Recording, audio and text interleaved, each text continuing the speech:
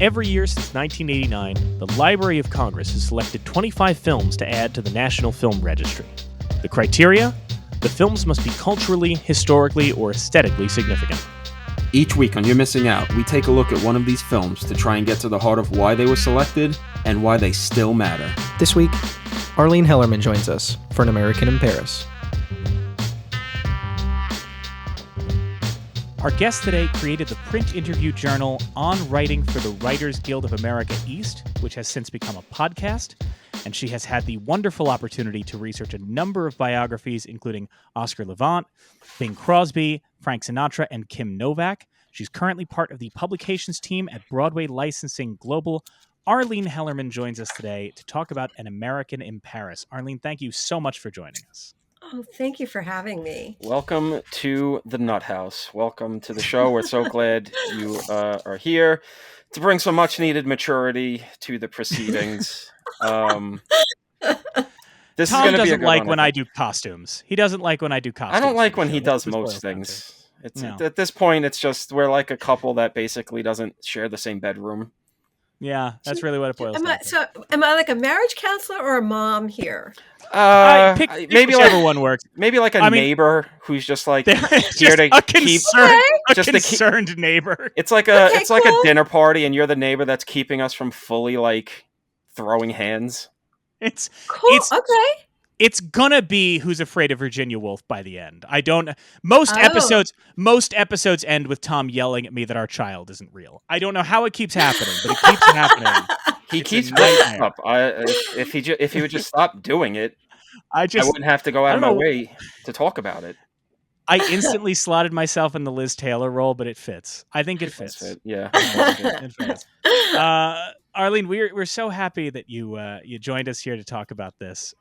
This is going to be a lot of fun. An American in Paris. What? I guess we'll start and we'll go around. But what is your relationship with this film? What drew you to it? And if you remember, when was your first time seeing An American in Paris? You know, I don't remember the first time I saw it. I grew up at a time where movies from the 1930s and 40s were on television. And I just took to them and loved them. And I don't remember. I mean, obviously, this American in Paris and Singing in the Rain are, two movies I grouped together in my mind. I don't remember which one I saw first or when I saw it, but I have since seen it over and over. When my daughter was a baby, she started watching this film when she was about 2 years old.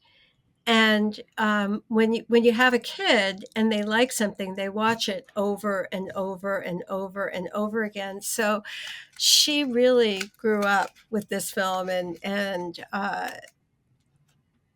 it's so beautiful. It's just and there are just so many breathtaking, the music, the dance.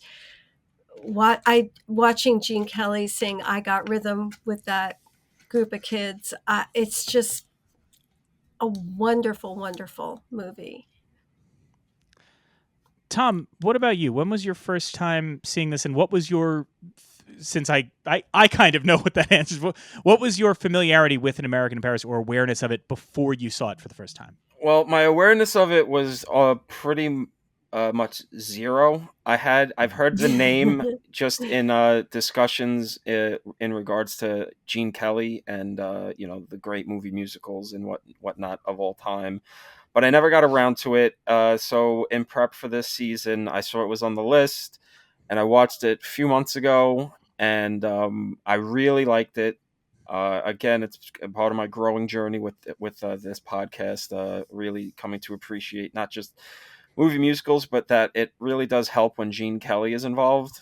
Also helps that Vincente Minnelli is one of those guys I'm coming to appreciate a lot. I've seen 4 of his movies, and I love 3 of them. The other one, quite infamously, did not like. Which Yeah, one? but you might like it when we eventually do it on this show. You were a bit more of a grump when we did it the last time. Listen, Which one? meet me in St. Louis. I could see that. All right, good. Screw you, Mike. I, No. I mean, that's another conversation, but No. Yeah. So it's that combination of Kelly and Minnelli, and at this point in a post Gigi world for me, Leslie Caron. You just had a combination that was pretty much it was going to be hard for it to fail in my eyes. And yeah, I mean, this is no Singing in the Rain. I'll give it that. That's kind of like, I think, the peak for me, if I'm going to be honest, of like that era of movie musical at least. But this one's, pretty damn close. And it's definitely, I keep meaning to get more into Gene Kelly stuff. And I have a few Minnelli movies in the pile, because he did a few with Kirk Douglas, and that's my guy. So, The Bad and the Beautiful is an amazing movie. But yeah, I knew nothing about it, and when I started it, I didn't even know what the movie was going to be about. So it was kind of, it was fun just kind of seeing how things were going to unfold and where they went, and knowing that it's a Gene Kelly movie that he didn't make with Jacques Demy. I knew it was going to be like, okay, everything's going to work out and everything's going to be fine.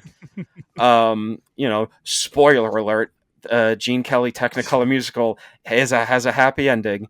yeah, there's no serial killer in this Technicolor Gene Kelly musical, although as opposed to the Demoiselle de Rochefort. Although it would have been quite the twist if the singer turned out to be like a Jack the Ripper type, which is funny because we'll get into this more. But like talking about it's kind of funny how there is essentially no drama in this movie. Yeah, like it's funny. Like normally you would think. What? No drama. Not it's one of those things where when you say that, you think normally like, oh, that's a bad thing, but for some reason in this movie it's not, because like, oh, there's this love triangle and there's obviously going to be like this big scene where the pianist is going to have to like deal with the fact that he knew that both of these guys were with her, and like there was going to be like this drama, and then it's like, no, they're at the party, and she's like, no, I'm going to go off with the singer, and he's like, okay, I guess I'll go hang out with this broad who's giving me money to paint. I guess that's what it'll be. It's going to be fine. Then she drives off. Oh, and then the singer was listening the whole time, smoking, and he's just like, oh, I guess this is something I have to deal with. And then there's a 15-minute musical interlude. That ends, and the guy just drops her off, and he's like, oh, it's okay, honey. Smooches, gets in the car, drives off, and they're just happy. And everyone's like, oh, right. So, like, nothing really happened. It's pathos. I'm not saying it is a bad thing. That's the beauty of movies, though. Like, we get into this all the time. Sometimes a movie can be greater than its some of its parts. It can be lesser than the sum of its parts. Sometimes when there's these, rules, screenwriting rules. Oh, you introduce this got to pay off. Blah blah blah. There's, if you say there's no drama in this movie, people would go, oh, so it's bad, and you go, no. Because the whole juice of the movie is Gene Kelly dancing and Gene Kelly singing and all of these bright colors on these amazing soundstage sets. Before we get too in the weeds, I will just I will also say, Mike, what is your experience with this movie? I'll get there, but I will also say, and I say this with somebody, love it. Now, I wouldn't go so far as Tom to say there's no drama. That said, I did find myself, because I so love those Jacques Demy musicals of the French New Wave that are so aping An American in Paris in their art direction and in their style. And they're so, at points, depressing. You're so used. Like, I've watched Umbrellas of Cherbourg so many times that when we have this close-up on him kind of sadly looking at this flower, and then the dance sequence happens, I'm watching it thinking, oh, right, if this was a Jacques Demy movie, we just end on the flower. If it's a Jacques Demy film, we just end on that and we feel sad. And even Young Girls of Rochefort, as I alluded, like, while that's a happier film, there's also a through line about a series of murders in town. So when you actually sit down and watch An American in Paris, you're like, oh, right, this is before we're doing all that. This is when nobody's dead, which is a plus. Now, my relationship with An American in Paris is So I remember seeing Singing in the Rain for the first time. My father took me to the rental store. We rented Singing in the Rain, and I adored it, as we talked about on our Singing in the Rain episode. But then I found myself, I kept replaying that Gotta Dance long, musical sequence, that kind of wordless, very abstract sequence, because I'm like 8 years old. I've never seen anything like this before, in a way, and I was so enraptured by it. And I remember my father saying, "Oh, well, if you like that, you need to see An American in Paris, because it's kind of all that." And it's not like An American in Paris doesn't have dialogue, but I think what he meant was just more the way that, like, if you, and it's true, once I popped in American in Paris, we rented that, it's like from a color standpoint and from an energy standpoint and from a choreography standpoint, Mm-hmm. if that musical sequence at the end of Singing in the Rain is like a gateway drug for An American in Paris, where you're just like, well, if this is your wavelength, you're going to have a wonderful time. Mm-hmm. And I did, but in a weird way, it sort of warped my perception of time, where to me, that end sequence of Singing in the Rain, or that Gotta Dance sequence Singing in the Rain, felt like such a blueprint for what becomes the ballet at the end of An American in Paris. Well, That actually, I'm sorry. American in Paris was done before Singing in the I Rain. know. That's what I'm saying is what I'm saying is, when I say it warped my perception of time, right? Oh, That as I a see. child, I'm sorry. no, Right. that's fine. I'm saying as a child, I internalized it Right. as that this happened. And especially when I later found out, like, oh, well, and spoilers for our game later, Tom, but when I found out, like, well, American in Paris is showered in all these awards, right? Yes. That I'm like, again, it kind of wrote this narrative in my head as a kid of like, well, of course, because, they were like, well, Singing in the Rain was great, but American in Paris, this is the real triumph. So it so warped my perception of time in my head, right? Interesting. That as a kid, as a child, the narrative made sense to me, that it was like, well, of course, it's, American in Paris is Gene Kelly running on the blank check that is, that he got from Singing in the Rain, as opposed to the reality, right? Which is, you would, at least to me, my perception, so much of that timeline just, was kind of the same way I always, as a kid, I thought Gigi came before American in Paris. Like, so many things where it's just like, because you look at An American in Paris, and all of those pieces, whether it's Vincente Minnelli or Leslie Caron or Gene Kelly, all of those stars align in such a way that, to me, as a kid, it felt like, well, of course, this is the artistic culmination of what they're all working to. Interesting. And so it feels, as an adult, it still feels kind of nuts to watch An American in Paris, and when that movie ends and you're like, well, this is a triumph, and then sit down and go, and then all of their most famous works come afterward. It's so striking to look at that and go like, oh, so it would be like if, you watched the Beatles perform on the rooftop after Let It Be, and they go, and then all their best albums came later. You're like, that doesn't make sense. It makes sense if it ends with them on the roof. It doesn't make sense if Sgt. Pepper comes out years later. So that was my perception of An American in Paris. Was kind of that. Interesting. Yeah. So I had a great affection for it, but it did always feel like the, in a way, like the if Singing in the Rain was 101, this is 201. It's a little more advanced. It's a little more like, anybody can watch Singing in the Rain and vibe with it. American in Paris, you'd be like, are you ready? This has an energy to it. You have to just be ready for, I mean, again, like I said, Tom said, oh, no drama. I wouldn't necessarily describe it that way, but it is a kind of thing of like, you have to just, this is a movie that has a very particular wavelength for the entire time. And if you can sit down and be open to its, its charm, its unique kind of energy. And I mean, there were films like it before then, but like, and we covered Love Me Tonight on this show, the Maurice Chevalier film. And if you watch kind of any of those Chevalier films, from back then, they all have a similar energy, right? Mm-hmm. There are films that An American in Paris is building off of, but a Mm-hmm. lot of those haven't held up, right? They're not watched. So in a way, An American in Paris is standing on the shoulders of things that we no longer see.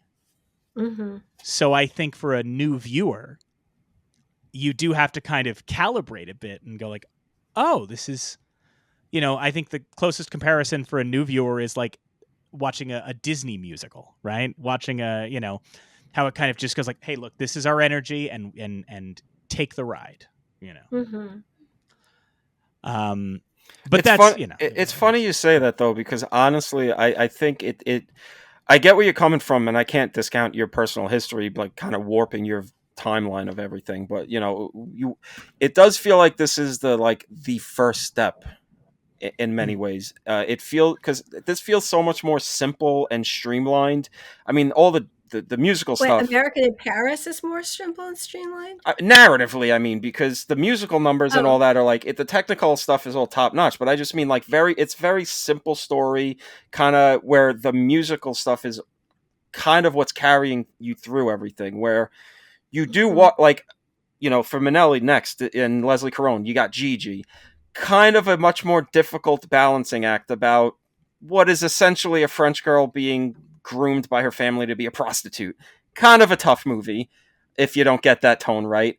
Singing in the Rain is this behind the scenes Hollywood making of a movie thing where we're going through the history of silent cinema to the transition to sound, and we got to figure out how to do that, and we got to make a movie. And so it's a little more where this a guy, he likes this girl, but she's with another guy, but she does like him, but that's kind of and then there's this other woman who's kind of a monkey in the wrench sort of situation. And you go, okay, you see where these guys and girls kind of start here and start getting a little more confident with storytelling. I kind of take a different approach to it. And I do have to say that probably before I worked, I got one of the ways I got to know this film was working on the biography of Oscar Levant because Oscar was in the movie. So I went to the University of Southern California archives, which have the Arthur Freed archives files, and I went through them and just got to know a lot about the movie. But just also as somebody who, coming from the perspective of the Writers Guild, which is, where I did a lot of my work from, and also as a writer, if you look at the genesis, if you want to compare, uh, well, also, first of all, it's interesting that we're talking about that. You do talk about American in Paris with Singing in the Rain, because they are these two big movies that Gene Kelly, had a huge part in. He did not have as big a part in the development, the initial idea of American in Paris, and the intent of American in Paris was different than Singing in the Rain. The writer of American in Paris, Arthur Freed, one of his first hires was Alan J. Lerner, who is a playwright who wrote Paint Your Wagon and My Fair Lady. And so the idea of this film was more of a musical, of showcasing the songs of Gershwin and leading to this big artistic ballet. No one had ever done a full scale ballet in a popular film before. It was considered insane. You're going to end this movie with what, I don't know, 9, 10, 15-minute ballet. Are you crazy?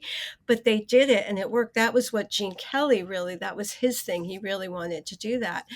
Whereas Singing in the Rain was, Arthur Freed said, I want to do a movie with all my old music, with all the songs I wrote. And it's, that he brought on Comden and Green, which are very different writers than Alan J. Lerner. Alan J. Lerner is wonderful, but he's not funny, where Comden and Green really are. And Comden and Green went around the movie studio and got all of these stories. Also, Gene Kelly was much more involved in the genesis and development of Singing in the Rain, whereas in American in Paris, he was brought in once the project had already gotten rolling. So they come from very two different approaches. And American in Paris, I think, is more of an artistic, I think, and it was much more successful at the time. Singing in the Rain was not all that successful at the time. American in Paris was not only a huge, huge success at the box office, but it did win awards. It won Best Picture that year.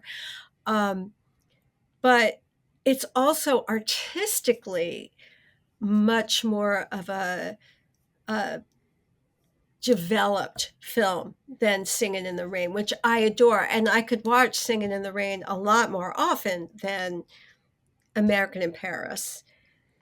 But I think American in Paris is a richer, maybe more important film when you're comparing the two. Well, I think it's interesting you bring up, the artistic elements of American in Paris, because obviously the genesis of this, to simplify it, right, to not get too in the weeds, but they had acquired this Gershwin catalog of music, and you're essentially having to, or giving the team behind this the opportunity to create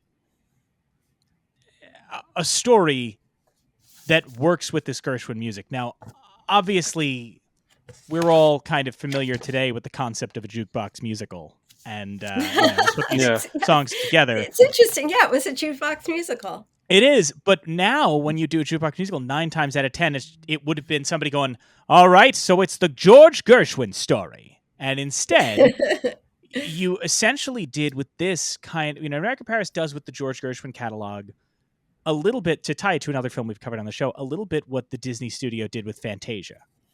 Now, obviously, Fantasia isn't telling one singular narrative, but it is the idea of what American in Paris does with those Gershwin songs, and especially with the titular number, is saying, like, let's make something as visually compelling as the music that you hear on the radio. And that's true. I think it's not the only film to do that. I mean, I don't know. I'm not going to say what our listeners have watched more, but I know for me, in some cases, as much as I want to say, and I do adore American in Paris in a lot of cases, in certain Gershwin numbers, I now more associate with Manhattan, the 1979 film, and how that Gershwin score is incorporated into that with some of those Woody sequences. Allen movie? Yes. Yeah, that I mean, obviously everybody remembers the Rhapsody in Blue number, right? But from Manhattan? From Manhattan, yes, the opening of that Manhattan skyline and the bum bum bum. But even like Swanderful appears in Manhattan as well, but it's performed by the symphonic orchestra. Now, for me, what I think is interesting about Swanderful is that I remember its usage in Manhattan. However, I will always remember the way that the French character in An American Paris sings "Spadadice." I don't know why, but like since I was 8, whenever I hear it, even if I hear somebody else singing it, straightforward, I've heard Gene Kelly sing it on The Muppet Show, just doing "It's wonderful, it's marvelous," but I just always hear the pronunciation as "Spadadice." I don't know why. I think it might be because even though I know he's French, on that one word, he sounds like Ricky from the Lucy Show. A little bit. Am I wrong? Like, for some reason, that pronunciation just sounds like Ricky Ricardo. Yeah, but it's not wrong. Yeah, but yeah, I'm never I gonna think hear it that way part of again either. Yeah. No, it's absolutely it's just all you're gonna picture. Spadadice, Babaloo. It's gonna be great. But you have a good voice. Oh, well, thank you. That's I put it to no use. This film, I was going to say this later, but and I'm going to ask Tom that you save the mocking me for another time. This movie inspired me to take dance classes as a kid. I was so obsessed Wow. with Why would I mock you? Gene Kelly. What? Why would you? You take any chance. It's particularly the, but weirdly not ballet. I did not want to take ballet. The thing that really transfixed me was the "I Got Rhythm" sequence. Oh yeah. I was obsessed with that, and I was obsessed with the way that it felt like I was watching a cartoon. The way he used his body. Yes. I I love the end too. Yes. Where he does aeroplane. And even just the little things, like the way he would position his legs. So I took tap classes for about 5 years as a young man, and because I was like, well, this rules. I want to do what this guy does, and I was not nearly as good, and I never got to tap dance with Jerry the Mouse, so it was not worth it. I think you should only do this if you get to tap dance with Jerry the cartoon Jerry the Mouse. Right. Yeah, that wasn't part of the class. No, which also is a thing he does. Another thing, speaking of timelines that you get warped, I had it just, you see that sequence in Anchors Away and you're like, this must have happened later in his career. And you're like, no, earlier. This is even before On the Town. How did we get to he dances with Jerry the Mouse that early? That seems like a thing you do later. But anyway, like you have to build to it, right? That's not anyone can like walk in off the street and dance with Jerry the Mouse. You got to have some real cachet to get with that mouse. That exactly. That guy, he doesn't suffer no fools, as we saw through like the 200 episodes of cartoons where he beats people up. Yeah. I mean, like he just like what, 1 movie, 2 movies, and then boom, Jerry the Mouse. Exactly. I mean, what is that? It's not a surprise that Mike didn't get to dance with Jerry the Mouse. We're from Long Island. We didn't have the we didn't have the cachet or the budget or even just the patience to deal with such a celebrity. You know, these Hollywood mice. Yeah, it's terrible. No, I mean, the most we could afford out here is that like old 70s green rat. I don't remember his name. Ratfink? Was it Ratfink, the 70s? Oh God. That's hey, deep cut cartoon nonsense. That's your lane, he wasn't a cartoon. He was just, that thing in the 70s when they just create characters and they'd only put them on stickers. And that's just like no. For some reason, for a decade in America, we were just like, our new genre of character is sticker. Well, now they would make a movie out of it. You seem to let's adapt the sticker. You seem to forget, Mike. I was born in 1990, so that whole phenomenon escaped me. Also, but that's besides the point. Yeah, but I know Ratfink. Anyway, yeah, we're from New York. We know a lot of Ratfinks. Yeah, this is true. Anyway, I took us off on a tear there, but I just wanted to jump on what you were saying about the artistic. And again, I think part of that is you are working with the music of Gershwin, right? And that, not to suggest that George Gershwin doesn't matter today, but especially at the time this film is being made, it's I think the closest comparison for anybody today listening is like, it's almost like how Julie Taymor was able to get money to do whatever the hell she wanted in Across the Universe, because they were like, you've got the Beatles catalog, do what you want. People will show up. I don't know about that. That's an interesting question, because Gershwin was really at his peak. I mean, what's interesting is when I listen to these songs in this movie, because I love movies from the and recordings from the 20s and 30s.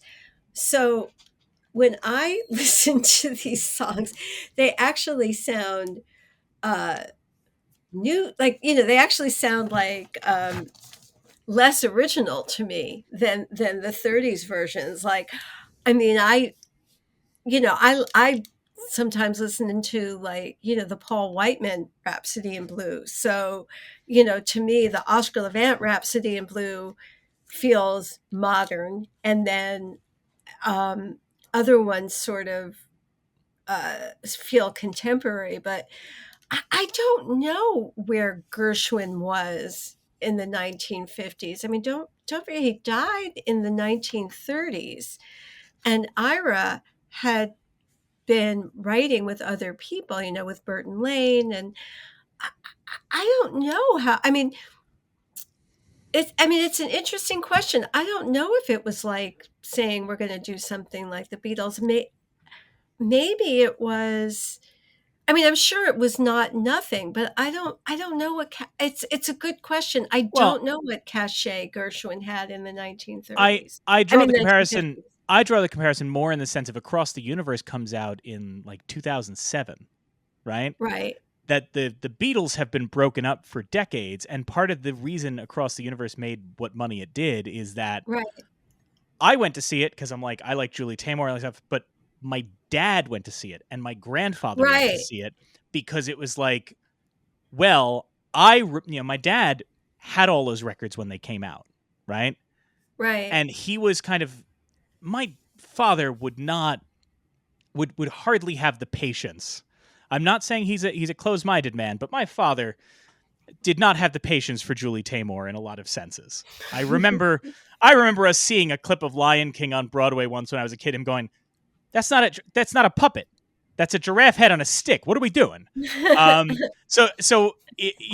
couldn't get him to a Julie Taymor movie He'd still with buy the a toy. gun to his head. He would still buy the toy. You couldn't get with a gun to his head, but music of the Beatles, right? He Right. hears that in the trailer and he was like, oh, I know that song. I like that song. I like that. I know that. I like that. Yeah. And so he showed up, and my Right. grandmother went. Fun Right. fact, by the way, my dad saw Across the Universe having taken a Xanax for the first time in prep for a flight he had to take. So he had a wonderful time with that movie. You will never see a man as delighted as when Bono sang for the benefit of Mr. Kite. He was having a party. And this is a guy who does not drink, does not take anything. Real square fella, just took a Xanax and went to see the Beatles movie. Yeah, I would pay to see that. You would love it. I would never watch Across the that's- Universe again, but I would definitely watch Big Vic Natali watch anything zonked out on some pills. But that's more where I make the comparison. There is not to suggest see. that, but rather the idea of like at this point those songs were part of the cultural lexicon. Yes. They I weren't. see. This was not a case of we said jukebox musical. It is kind of that. It's the way that so many Broadway shows now can kind of just go like, hey, come see us. You know why? Because we've got the music of blank. Or there was a Gershwin musical. What was it? Yeah, with, was that Tommy Tune and yes? Twiggy. Was that Yes, that was My One and crazy, Only. My One and Only. Thank you. Yes, not Right. Crazy. That one's Cole Porter, right? Am I crazy? I don't remember. No, that might have been another Gershwin. I just remember the cover of like two people sitting on a moon. And actually, nice work if you can get it. Actually, there've been a number of them. Yeah, and it's not necessarily saying that people are all going to go, I love George Gershwin, but you hear those songs, you're like, I know those songs. Yes. I know, I know some of these songs. They've Gershwin and Cole Porter have kind of like, invaded the cultural lexicon in a way where you don't necessarily even need to know some of those names or even the lyrics, but those melodies are just part of the cultural DNA. Mm-hmm. And I think that this was an opportunity to kind of take that on. I mean, obviously at this point, it wasn't quite what it is now, but this was an opportunity to take those on and do something interesting with those songs. Not to mention in a way, kind of being in an earlier form of a music video in some cases of like, well, what visuals can we put to these songs that up until now you've just had images in your head, Oh, it's definitely music video coded. I mean, especially because this is the kind of musical that if I wasn't like sort of getting into I've gotten into musicals at this point, this is the kind of musical that probably would have annoyed me earlier in my life because so much of the musical number. I don't want to say so much, but there's like the introduction of Leslie Caron with like, oh, she likes to read. Oh, she likes to dance. And it's just like different dance numbers for her, or like the very end, which is just like this, not to say it in a bad way, but just like not tied into the narrative necessarily. It's very emotional based and not narrative based, where it's just like, oh, we're doing a dance number now because it's a dance number, basically. Would have annoyed me back then. but it's those moments that do make it feel very, very music video coded in a way that even like other musicals at the time or even later don't really get. Because I mean, I'm not going to say it's cut like an MTV video or whatever, but it's got the colors, it's got the dancing, it's just got an energy, and Interesting. yeah, no, Well, I mean, yeah. because even take it to an earlier Gene Kelly movie musical with On the Town. I've cited this on our show before, but it's so interesting to watch On the Town, which is Stanley Donen, and then compare it to Singing in the Rain, or compare it to this insofar as On the Town, for most of its musical numbers, the direction of it tends to be, we're going to put a camera on a tripod in a wide shot, and you're going to watch these people dance. It very much, like a lot of those, not all of them, but some of the earlier Astaire Rogers movies kind of do the same thing, which is, and Busby Berkeley, right? I love Busby Berkeley's numbers, but in so many cases, it becomes, I have a bunch of people dancing. We're going in a wide shot. Occasionally, we'll do a close up on a really pretty girl as she dives, but otherwise, we're in a wide shot. And then you go to this, and Kelly, and he was in short films. The camera is part of the choreography. The editing choices are part of the choreography. What we cut to, or how the camera moves, some of the camera movement. I was texting Tom the other day as I was watching this, and my texts were just a bunch of obscenities in reference to just how good the camera work is in this movie compared to stuff we do today. It's staggering how well thought out camera placement and camera movement is in this. Could you?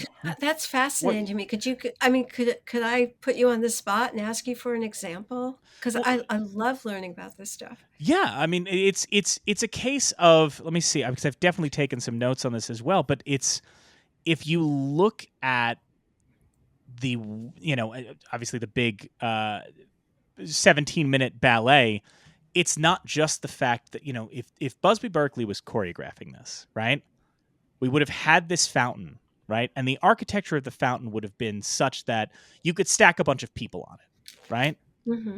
But when Minnelli does it, the architecture of the fountain and the use of these ribbons, these long, I guess you couldn't call them ribbons, capes, scarves, I don't know how you want to describe them, the long flowing pieces, they all become an opportunity to create tunnels and caverns through which this camera can move as we follow our performers. There's something about, you can watch, if you're watching a ballet or an interpretive dance on stage, right? I think a lot about, when I watch some like Martha Graham films, right? And yes, there is something evocative about when Martha Graham kind of pulls up, a scarf and puts her face behind it, right? But you are still from the vantage point of the person in the seat. Minnelli, and what he's doing here is asking the question of like, well, what does it look like if instead you pull the scarf up over the lens, right? Or you let it pass over the lens. There is it's an understanding of how the fluidity of this, right, can be part of this. And not just fluidity, the framing as well. I mean, there's something about when they're down by the river, right, by the Seine, and the stairs go down, which has been copied in so many films. I mean, to bring up Woody Allen again, he rips it off and everyone says, I love you. But you look at it and it's not just that it's a beautiful scene. It's the fact that he chooses a camera placement where the railing by the river and on one side and the stairs by the other sort of create this triangular effect like you'd see in a painting to better frame our two actors moving. And a couple years earlier, if Stanley Donen's doing it in On the Town, we don't get that.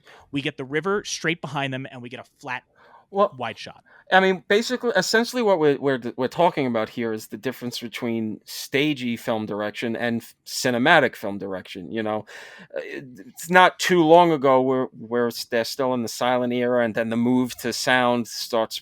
As Singing in the Rain kind of gets to, you kind of can't really do much because the mics are and everything you can't really do too much dynamic movement. But then as the technology's getting a little more advanced, we can start using the camera as a part of the storytelling in a way that we were in silent movies by the end of its run. So now we can start doing things like Mike was detailing with the dance numbers, especially in the the grand epic end number of this movie. You can start having what I think is the smart move, and what I think is Minnelli's so good at this, is that, okay, we're going to use the camera and editing to bring an energy to it and make it feel like you're in the dance number with them, but we're also going to have them in full frame every time so you can get the impressive quality of these people actually doing this on camera. It's the difference, it's like when, if you, like with recent movie musicals, if you want,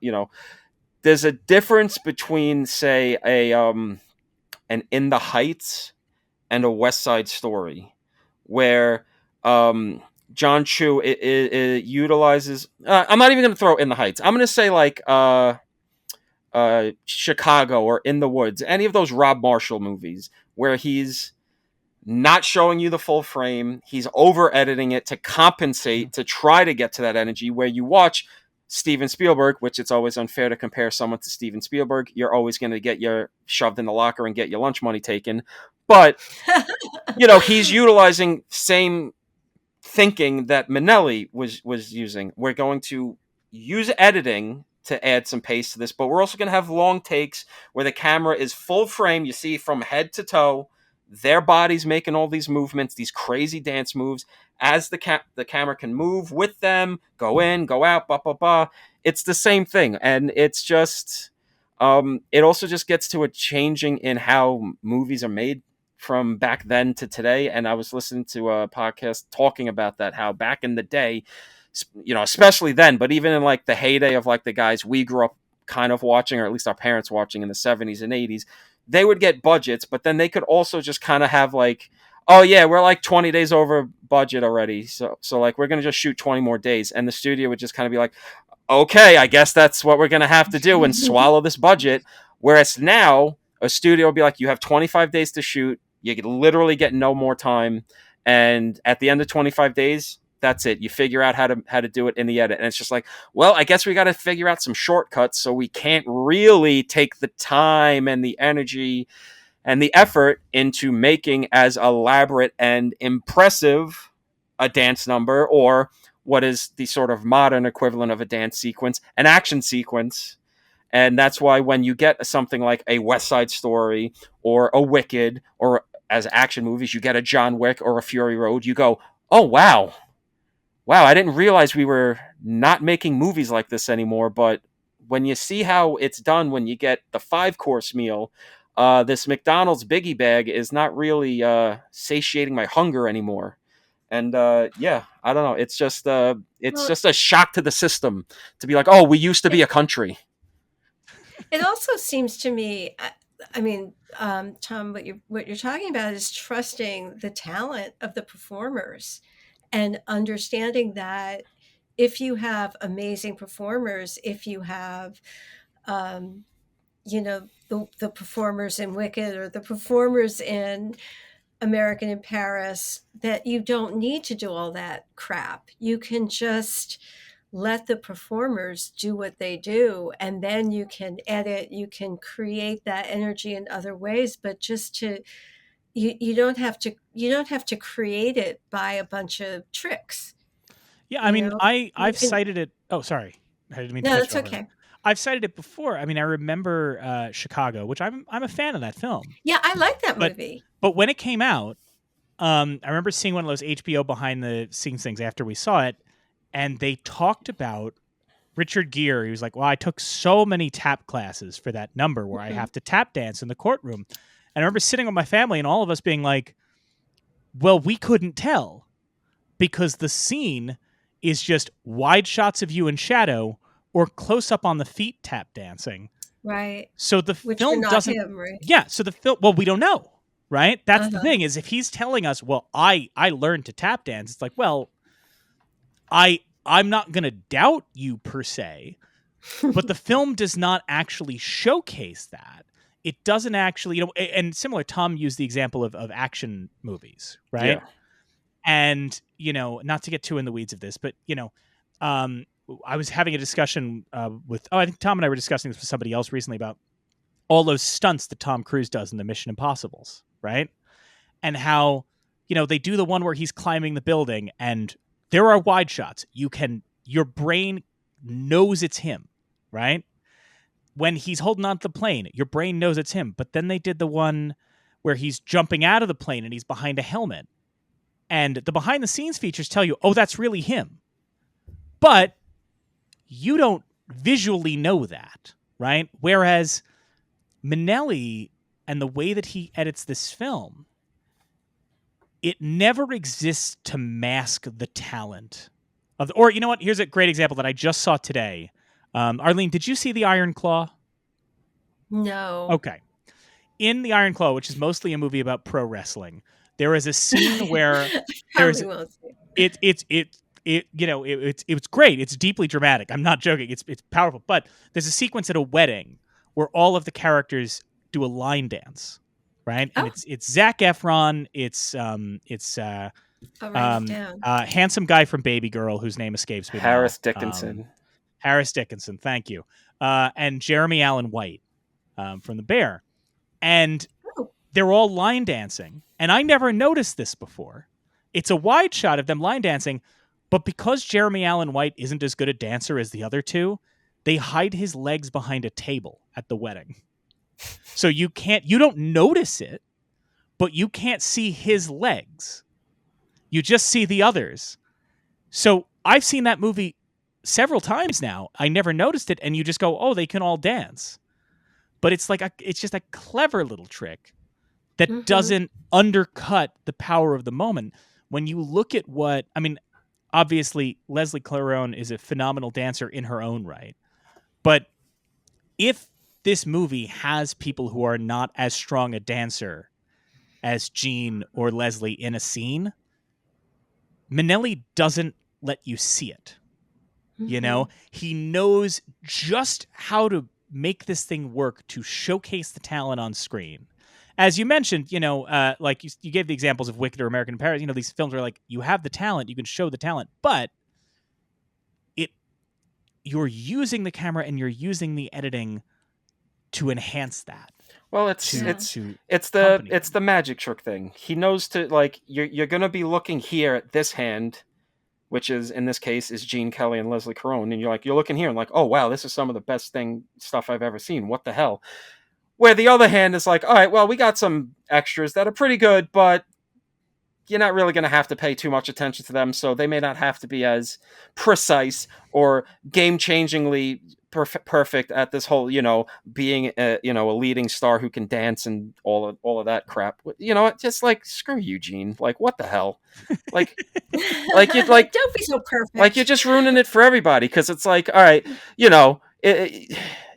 You're clearly just a dude with those sculpted arms, and you got that James Caan kind of energy, but also you're dancing and you're singing.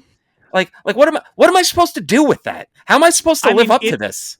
It has to be said. I remember watching On the Town with a friend of mine in high school, a girl that was a friend of mine, and even she pointed out that it doesn't. When you watch On the Town, it seems like it should be impossible to out attractive Frank Sinatra in a movie. Right? That feels like you shouldn't be able to do that. Right? And I don't mean to be disparaging, but in most other movies, Marlon Brando, you look and it's a sexy guy, and you watch Guys and Dolls and you're like, who is this mutant next to Frank Sinatra? Because Frank Sinatra just has that, as the kids say, he's got that riz. But when you watch On the Town, I don't like you saying that. I don't like you saying that at all. I know. I don't like it either. Sinatra is just getting his, as Tom put it, his lunch money stolen, because Gene Kelly is just... it's just you're just a perfect guy. And it's you can't even do that thing, which was the thing in the 90s that kids would do if anybody, which is what Mike probably thought I was going to make fun of him. In the 90s, if we're oh, I'm going to dance class, people would have been oh, because you're gay. With Gene Kelly, you can't even do that, which is just no. That's just a straight guy. By the way, that's just better than everybody. In Gene's biography, he talked about how the neighborhood kids did make fun of him for going to dance classes, and that's how he learned how to fight. Hell yeah. That's again, Which is- but again, that's why like You you're a said- cool guy. Like you're getting Yeah. bullied by the neighborhood kids, the riffraff, and it's just like, oh, you know what? But before I go off to learn some new ballet moves or some tap dance stuff, what you guys deem foo-foo, I'm gonna punch you in the mush and then wink at some girls on the way to the class. He said he learned to be a street fighter because kids called him a sissy, which is just an insane So I love it. That's an and old also, Hollywood I hate anecdote if ever there was one. Like I love it, but also I hate it because you know what? Like what am I? It's too cool. What am I supposed to do with that? That's why he got to dance. That's why he got to dance with the animated mouse so early in his career. Listen, I will say I'll give him that. He did earn that. And I can't ever take that away from him. I will get to our registry clip because I know Kyle's waiting to hit that button, but I will just note there is one thing Gene Kelly maybe can't do. Be patient. which is he, as I sent Tom a clip of, Gene Kelly did attempt to do a mafia movie once. I think it's called The Black Hand. I could be mistaken, but it's he tried to do a crime movie. He tried to, I guess, do his Cagney thing. Wow, And, I can't believe that the Gene Kelly estate has not paid you off to prevent you from mentioning this movie. It is called Black Hand from 1950. You're probably the only person who even can bring this up. I can't believe you have not been bribed to prevent you from mentioning it. I sent Tom a clip, and there is it's so. Everybody else is like a gangster movie actor, but it's just so odd watching. Oh, Joby, you come back to the neighborhood, and then Gene Kelly going, "That's right. You tell Victorio and Maroney that I am gonna get their business back on track." You're like, what happened here? This is an odd you know one. What? But in his defense, he did very well in Inherit the Wind. Yeah, and opposite Spencer Tracy, he held his own. And I got no problem with Gene Kelly. As I noted up top, he was able to hold up alongside the star of the Warriors, Michael Beck, in the classic 1980 That's a heavyweight roller fight. disco musical Xanadu. That's a heavyweight fight. I can't believe he got away with that.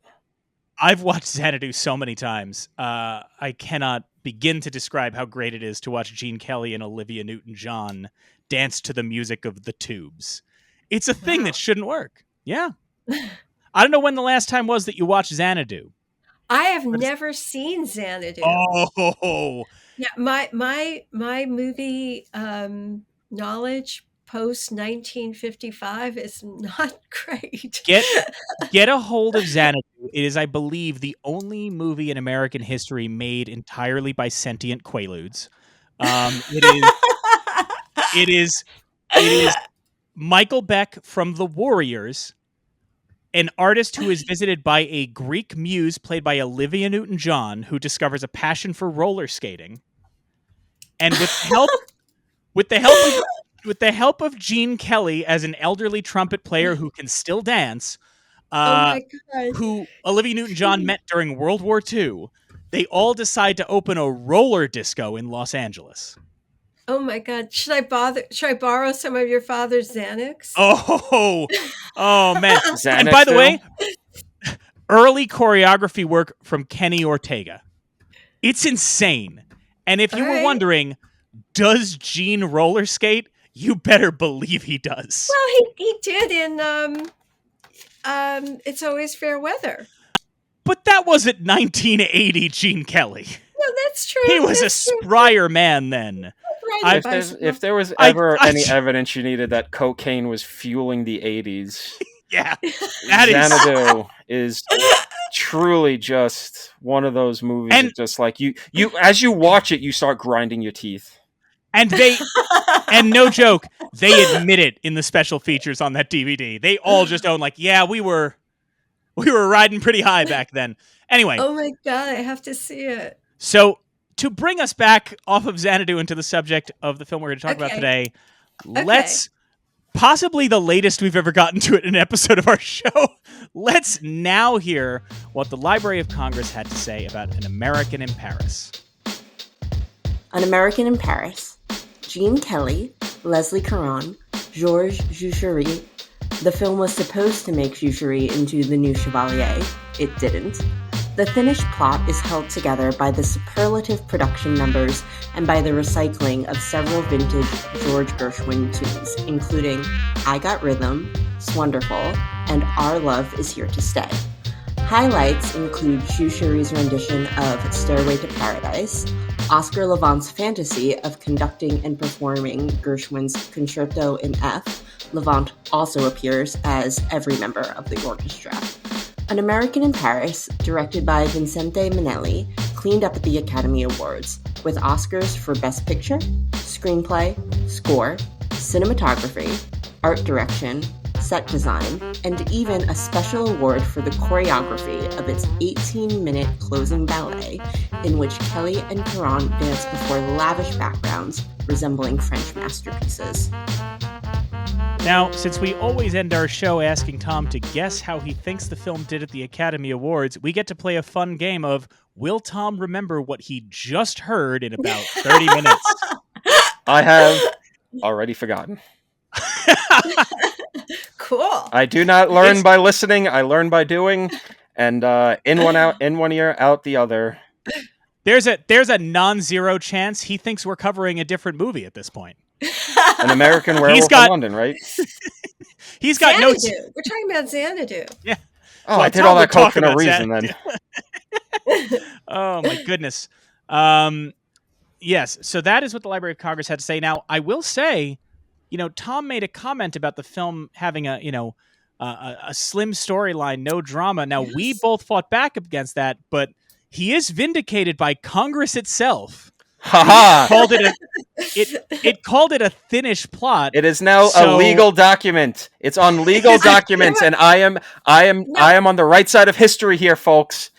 Wait, I think what they actually said was a Finnish plot. They were referring to Finland. Well, as we all know, the Finnish don't know how to tell a story, so either way, I win. It was a reference to the country of Finland. Yeah, I think, in that case, they failed even worse because this film is in France, so they really missed the mark. Yeah, Finland, France, European country with F. They both start with an F. We're gonna distance ourselves from them in 30 years anyway, so it's fine. I'm gonna be real with you. I genuinely would not have put it past like 93 Newt Gingrich to have just been like, they're the same thing. They start with an F. Fine.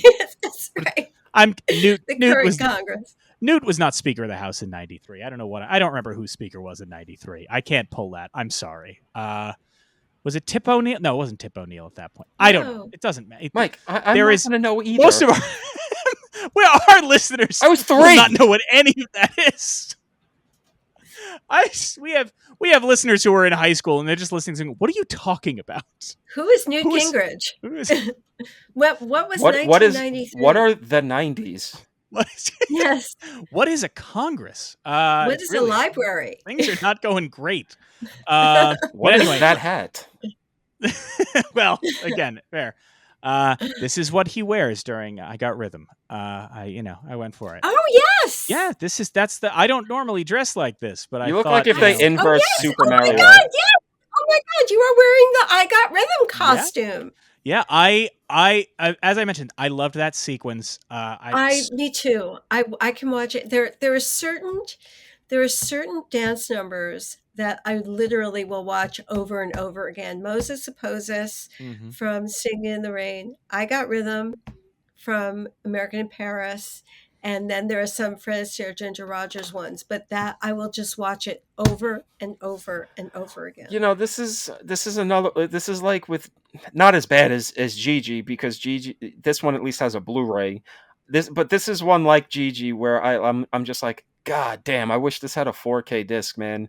Because if they took like some real time and effort to put a nice transfer together and clean up the original negative, get a nice Dolby Atmos track for our surround sound boys, that would be quite the experience. But I mean, Gigi, I think is the priority at this point. I need to get rid of that DVD, aka your DVD.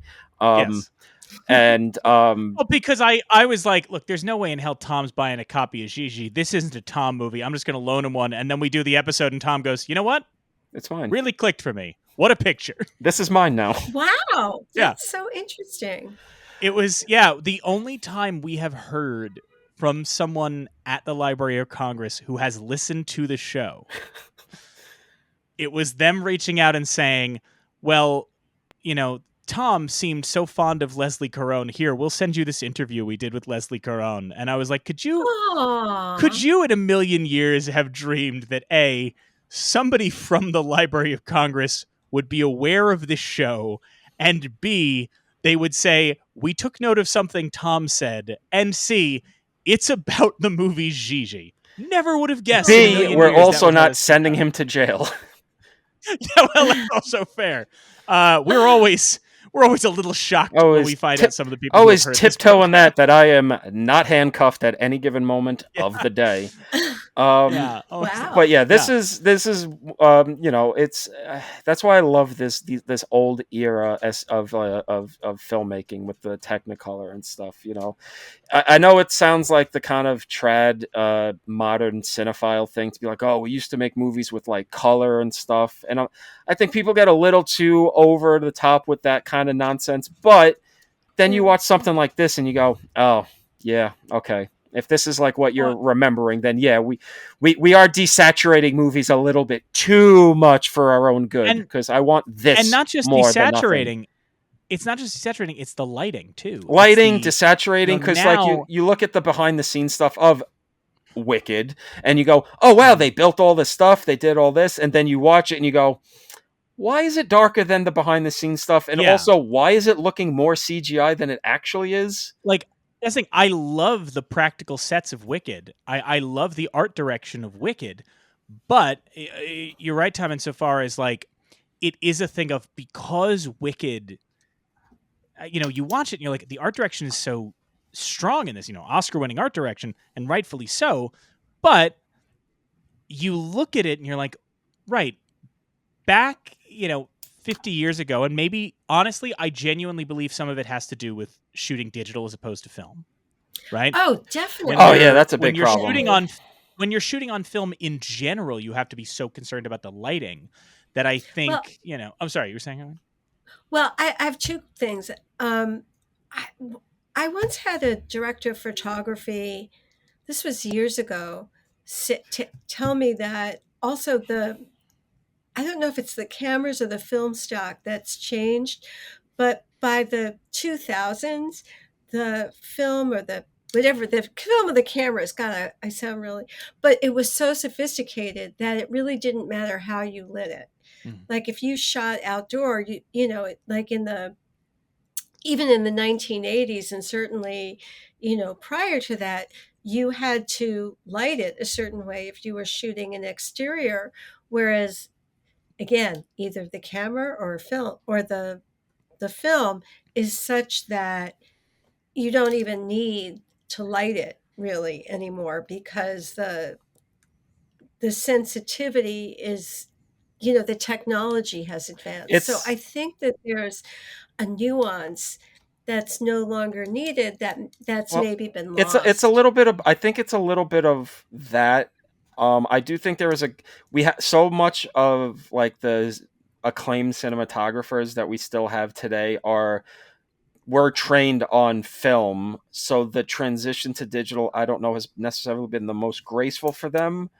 Some have, you know, Roger Deakins and a Robert Richardson and whatnot have really made the change. But, you know, I also think it goes back to the thing I was mentioning before, the fact that studios don't allow movie makers to really have the time to do anything anymore. You know, digital cameras, it's so easy to we can shoot it and then we can, you know, fix it in post, and then it never really looks as good in post than if you actually took the time. So it's, we need to just kind of rush.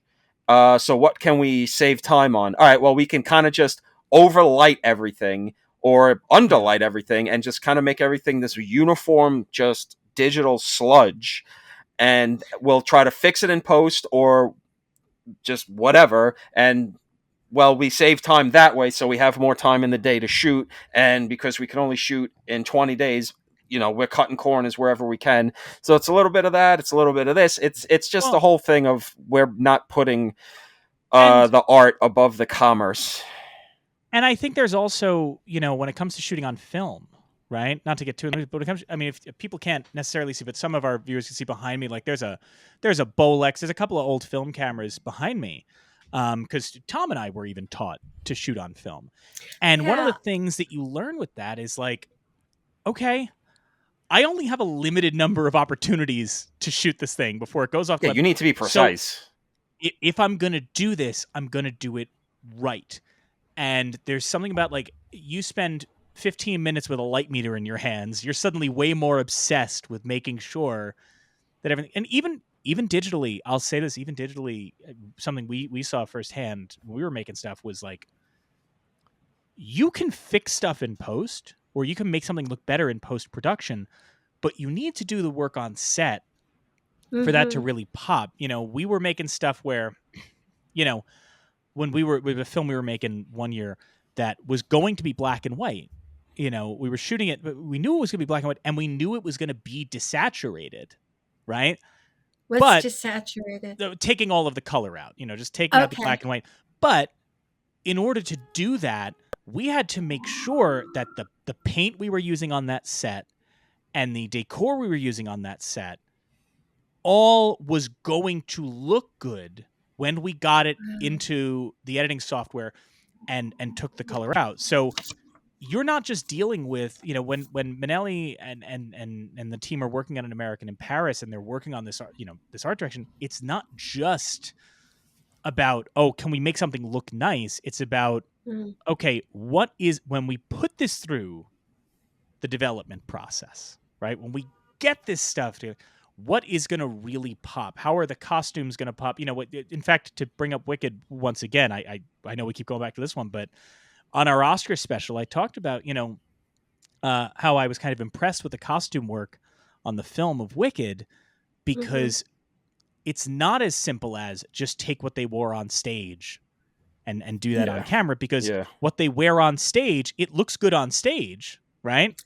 But when you get up close to it, this is a common thing if you go to see, theater, and sometimes when they put those costumes on display in the lobby and you walk up to them and you go, oh, I understand why I'm supposed to be far away. Like, it looks good on screen. Right. With An American in Paris and with just the look of it, it's such a level of precision, because you have to not just know what looks good on set. You have to be doing the mental math to figure out when Kodak or whoever, develops this film, how is it going to look then, Well, I think also the other variation in filmmakers back then and probably now, both, and I don't pronounce his name correctly, Vincente Minnelli. I always say Vincent, but that's wrong. But he came from as Italians, just say it however you want. Everyone did. Vinny they said it 5 different Minnelli. ways. They said it 5 different ways at Ellis. We don't know. My grandpa's name changed 3 times. You just go for it. You know what? To me, he's Mr. Minnelli. Oh, we call him Vinny. I call him Vinny. Okay. Vinny. Vinny from the neighborhood. He did good with them pictures. Yeah. Yeah. So anyway, listen, I'm from Long Island also. Oh, okay. So I know. Yeah. But Alan J. Lerner and Vincent Minnelli both came from theater, and and certainly Gershwin came. Actually, everybody on this film, Gene Kelly and Oscar Levant and even Leslie Caron, all started as theater performers. Well, Leslie Caron as a ballet dancer. So that also probably impacted their sense of what they were doing with this movie and transferring this theatrical event onto film. But wasn't Vincent Minnelli also, he was a set designer. He came from a very visual background. Mm-hmm. So, I know we talked about before the difference between the way this was shot versus Singing in the Rain, which was Stanley Donen and Gene Kelly directing. And this was much, the way you talked about it made me appreciate how much richer this movie is visually and in terms of the camera. And it made me think that some of that is because that's what Vincent Minnelli brought as a director. He was just a much more visual director. So things that he did, he was going to be thinking in terms that are much more interesting. Yeah, and I agree. And I think, well, I also think the other element too is that what we see with Minnelli, and it carries through in his filmography, because Minnelli and Kelly, we should note, had worked together previously on The Pirate. Pirate, right. Which is... I like The Pirate. I don't dislike The Pirate, right? I don't dislike The Pirate. I think The Pirate is fine, but it is a little bit like watching The Pirate when you've seen Gigi in American in Paris and Meet Me in St. Louis is like when you watch a pre-Dr. Strangelove Stanley Kubrick movie where you're like, this is well made. I'm not disagreeing with that. But he hasn't quite found his full stride yet. Oh, you know? People dump on The Pirate. I like The Pirate. I like The Pirate. I'm not against The Pirate. The same way I'm not against. I mean, I love Paths of Glory. I love some early Kubrick films, but there is a thing where it's like, Stanley Kubrick discovered a white wall and was just like, oh, now I'm locked in. And there is something about when you watch The Pirate, because The Pirate, I guess the thing is, The Pirate's musical numbers are movie musical numbers, right? They're well-shot movie musical numbers. When you get to An American in Paris, they are much more experimental. And when you get to Gigi, we talked about it on our episode, when you're watching it now, you don't necessarily appreciate how bold it is, how many musical numbers in Gigi take place in small rooms, take place on very intimate levels. It is a refutation, in a way, of how movie musicals are traditionally made at that time, because you would think, any other director, or even Vincente Minnelli earlier in his career, when he's planning out the night they invented champagne, right? Mm-hmm. A studio would probably say, oh, well, we should cut to a fantasy sequence when she's, dancing around Mont Richard with champagne. And instead, no, this is going a full number. I am going to sustain you for a full number on 3 people in a room, and the most dancing they're doing is walking around raising a glass. And you're going to make it interesting. Yeah, and he does some of that here. I mean, obviously you have bigger numbers in An American in Paris. Right. But But actually talking about that, this time it's really love in this teeny little space. Mm-hmm. I mean, Gene Kelly dancing on top of a piano in this teeny space, and it's totally riveting. And we talked about Swonderful, right? Is just the 3 of them. There's it's in An American Paris, you can really feel experimentation. Yes. You can really feel a broadening of what a movie is. I mean, we mentioned, the Registry mentions Oscar Levant in that sequence where he's just playing all of the instruments in the orchestra, right? Right. Which is the most Fantasia this movie gets. Very, which I loved, both because, when I mentioned Fantasia, part of why I enjoy it is, and I don't mean to be so reductive about any individual, especially when, you've researched a biography of the man, but I did also find myself sitting down and in a strange way just going, man, you remember how old Hollywood used to just turn around and go, you, sir, you're very good at another thing. Here's a 3-picture deal. I was thinking about, I was trying to remember exactly, was it, oh my goodness, Esther, is it Esther Williams? Esther Williams, yes. The swimmer? Esther Williams, the swimmer. And the first movie they put her in is like, you're going to play a swimmer. Rooney. And then they turn around and go, you want to be in Fiesta? You play the daughter of a matador. And no one in all of Hollywood went, but she's a swimmer. You don't get that anymore. The most recent version we have is when Mikhail Baryshnikov has a hit in White Knights, and they went, you know what we should do with him? Spy movie. That's the last time we did that, when Hollywood was like, I guess Mikhail Baryshnikov's a spy. Why is that your takeaway from that movie? But like, but the thing about Levant that I think is so interesting is, unlike some of those, right? Unlike, I don't mean to disparage Esther Williams, but unlike an Esther Williams where you read her biography and go, she's a competitive swimmer, and you go, yeah, that makes sense. I see how that. Okay, I bet Levant, if you didn't know his story, right, and if you didn't know how accomplished he was outside of, this, you would have no trouble believing, like, oh yeah, this is just like a standard Hollywood actor signed to a movie contract. It doesn't. I mean that in a, because the reason I mentioned Fantasia is like, I feel like Leopold Stokowski is like shoehorned into like 3 movies in the 30s and 40s, and every time you're like, I can tell that's not an actor.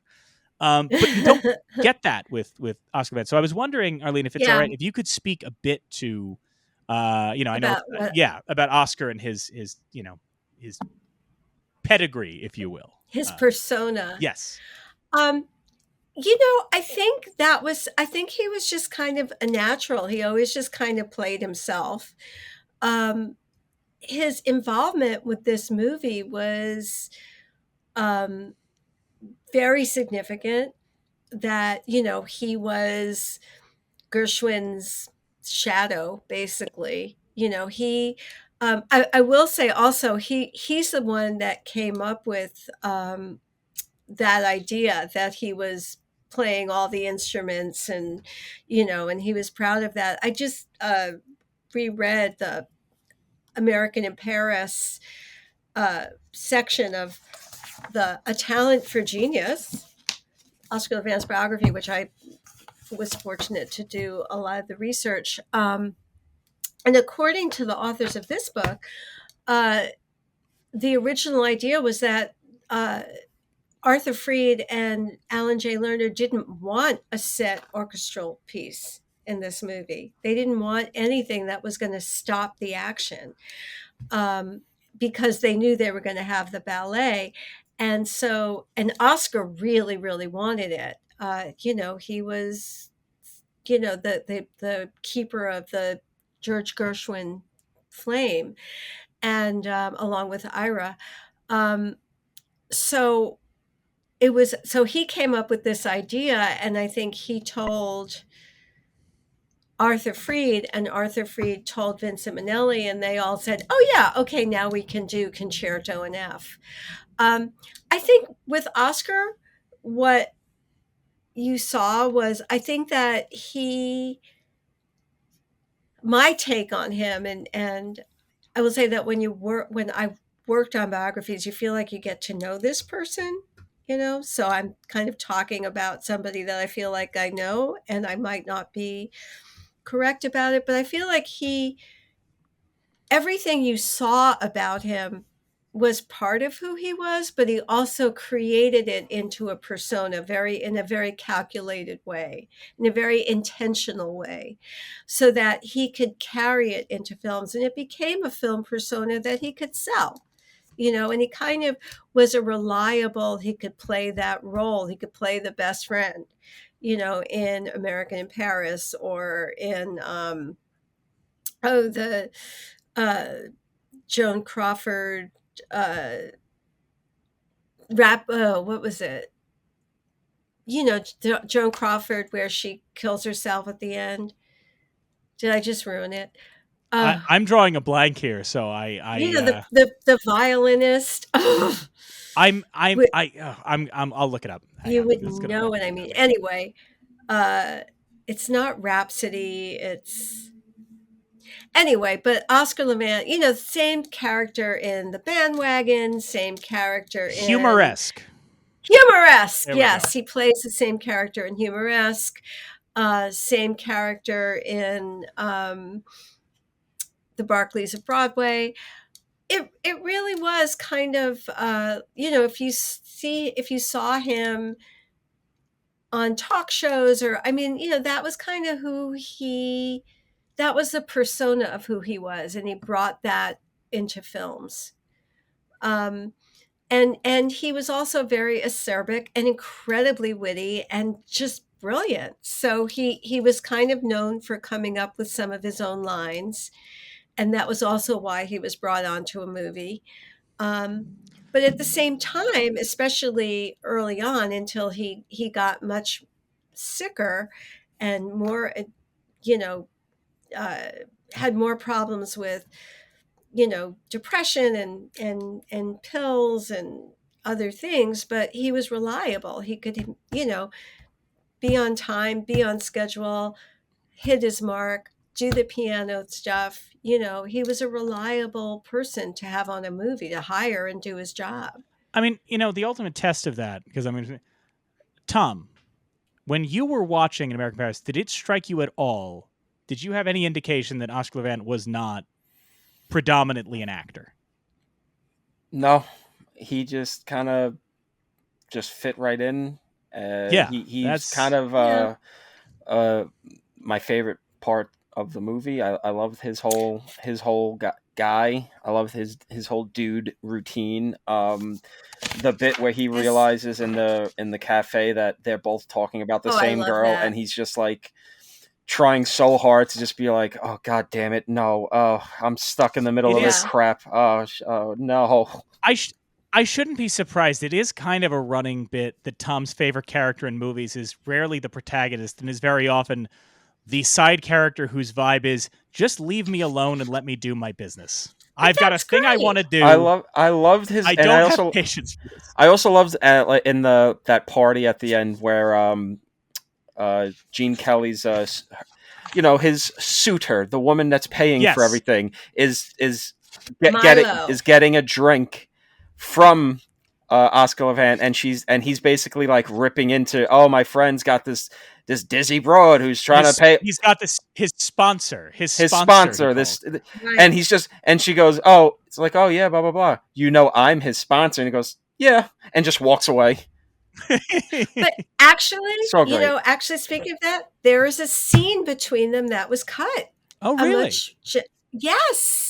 Yes, that I got in the Freed files, speaking of that moment, that they were both really upset that they were cut. It was cut. I could read it, but it's a much sweeter moment between the two of them, and it kind of resolves her storyline a little bit more. So this would have come after that encounter, you're saying, this scene? Let's see. Should I read it? Please do. Okay. So read it into the record. Okay, I hereby read it into the record. Okay, from the script. So at the art students' ball, I think this was okay. So it's at the art students' ball after Jerry and Milo are dancing, and Jerry's just told Milo he's in love with Lise. Milo says, I think I need some champagne. She turns and heads for the champagne room, leaving Jerry standing there. Time lapse dissolve. Interior ballroom. It is much later. The party has progressed to a further state of hilarity. Adam and Milo are discovered sitting at a table drinking champagne. This is the first time I'm reading this. They are both a little pickled. Adam, it's really a shame about you, Mildred. Milo. Adam, Milo. You're a nice girl, but unwholesome. You're trouble, know what I mean? A waiter comes over with a champagne bottle and fills Milo's glass. Adam puts his hand over his. Adam is Oscar Levant. Over his as if to decline. The waiter, by mistake, pours it right over his hand. Adam wipes his hand off, and the waiter apologetically bows out. The minute I saw my buddy drive up to the door in a woman's car, I knew he was in for trouble. Know what I mean? Milo, I guess. Adam, what makes you want to own people? Milo, I don't want to own them. I just want to rent them. Adam, thoughtfully.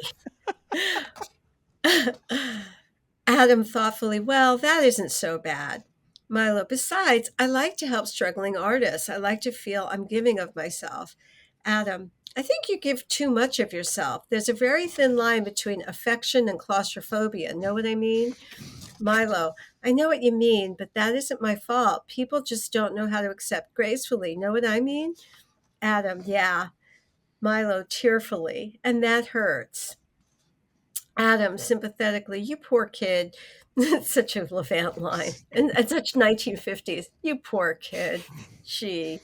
Anyway, "You haven't had it too easy, have you?" He puts his hand on hers. "I think I ought to be going." Milo, "I'll go with you. You can drop me in my car. Oh, you can drop me in my car, can take you home." Adam, "Thanks." Milo, "Why don't you call me sometime?" Adam, "I will, Mildred. I will." That's it. So, two things strike me about it. Thank you so much for reading that. One thing, I guess the thing that sticks out to me the most is Leslie Caron said that the censors of this film, the censors observing this film, got upset about the way that she danced on a chair in that one sequence. And if they got mad about that, I have to imagine the line, "I don't want to own people, I just want to rent them," Rent them? might have broken the Hayes office's brain a teensy bit. Well, interesting you say that, because we also have the production code letter. And I can glance through it and tell you what they objected to.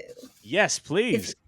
Because Okay. I know Caron had cited, I have the anecdote here somewhere, that, let's see. Oh, there's an also interesting trivia note. Mm-hmm. Other actresses considered for Lee's, and Madeleine Swenson. And then I have in parentheses, and I don't know whether this was me or but in the parentheses it says, "Just an interesting note, a Paris cable from someone named King to someone named Vogel, dated 4/21/50. Quote, mailed discs, and I'm trying to get photos, but subject is uninterested, as believes notorious leftist political views will be obstacle for admission to USA. Has very good voice and personality, and has appeared in 2 pictures." So that's interesting. That's the kind of fun little anecdote. I mean, listen, I personally, I'm not saying anybody should have been kept out of the country because of extreme leftist views. However, it did mean that we got Leslie Caron in this film. So, every once in a while things pan out, is what I'm saying. Leslie Caron, who, while Arlene, while you look through that, I'm just going to tell you, Tom, Okay. Are you aware that Leslie Caron won an Emmy? No. For what? Okay. Okay. Law and Order SVU. Wow. What? In 2006, Leslie Caron was on an episode of Law and Order SVU. And no, she wasn't. Those two worlds cannot be together. I'm not No. Part of my French, but fuck that. No. It's look it up. I'm sorry, I think that's Finnish, not French. See, we're all getting confused. Somebody call Newt Gingrich. We'll pardon my Slovenian, but oh my god, no, absolutely not. Okay. It's what, Tom? I will not on mic, for fear of demonetization, get into the details of what the plot of Leslie Caron's episode is. But holy cow, her sharing the screen with Ice-T is absolute nonsense. Okay, so this is, and I will read it to the record if there's time. Please. Yeah. But this is okay. So this is just production code. Oh, and it was to Louis B. Mayer. Production code April 27th, 1950. Let me see who. I don't see who it was signed by, but dear Mr. Mayer, we have read this temporary script dated April 18th, 1950 for your proposed production entitled An American in Paris. After studying the material most carefully, it seems to us that this present version contains one element which would render this script unacceptable. We refer to what seems to be a clear indication of an illicit sex affair between Jerry and Milo on page 86. In order that this story be rendered acceptable under the code, it would be necessary to completely eliminate such an indication from the script. So I wonder what was deleted. In addition, we direct your attention to the following details going through the script page by page. Should I continue? If you're willing to, please do. Yeah. Go for it. Yeah. Okay. Okay. And you can edit this, however. At the outset, we direct your particular attention to the need for the greatest possible care in the selection and photographing of the dresses and costumes of your women.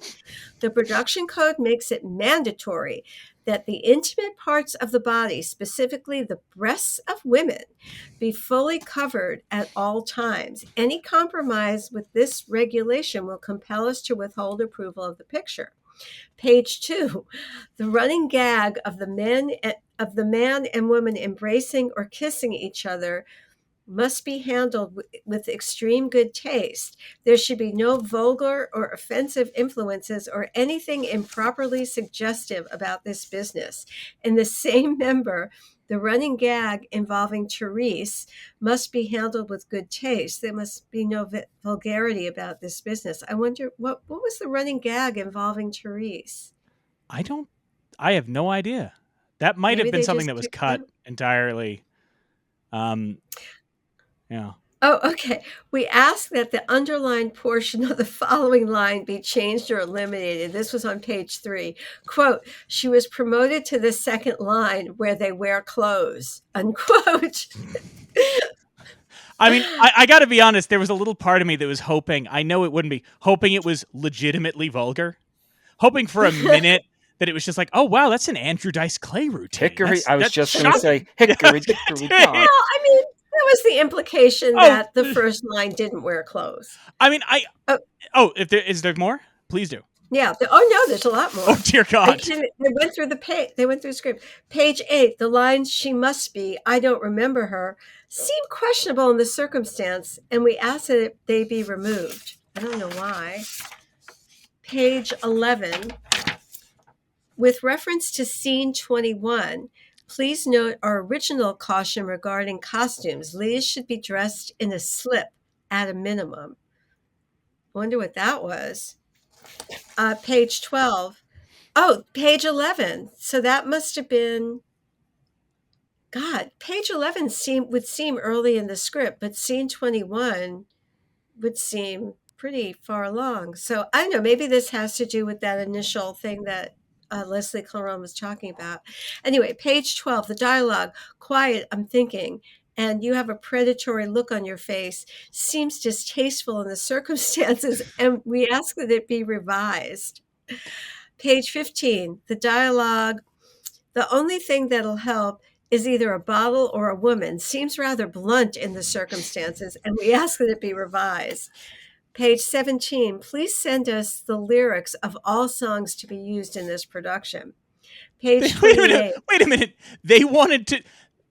They're George Gershwin lyrics. They've been around. Well, actually, I know from this stuff that Ira Gershwin rewrote a lot of the lyrics for this movie. Oh, okay. And so I then, can what? Go through that. So then, you know what? I'm going to say it. Let me say on the record, my apologies, Hays Code. No. I'm going to rescind that apology and just say, guys, you're dweebs.